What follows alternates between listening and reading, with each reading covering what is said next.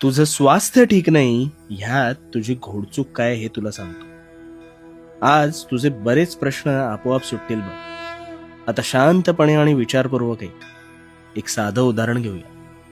मला सांग, तू जिभेचे जास्त लाड करतोस की पोटाचे? अर्थात जिभेचे. यामुळे तू काय करतोस? त्या पोटावर अत्याचार करतोस. मग आपण ग्रहण केलेलं अन्न हे कुठे जात रे? पोटातच ना. पण त्या पोटाचा विचार न करता तू निव्वळ रसनेच्या वासनेचा विचार करतोस. त्यावेळी तुला समाधानकारक वाटतं, पण खरं तर हा समाधानीपणा आहे ना, हा जिभेचा असतो, पोटाचा नाही. कारण तुझ्या अरबट चरबट खाण्याने नकळत हळूहळू का होईना पण ते पोटाचे स्वास्थ्य हे कधी बिघडू लागतं हे तुझं तुलाच कळत नाही. आणि तुला माहितीये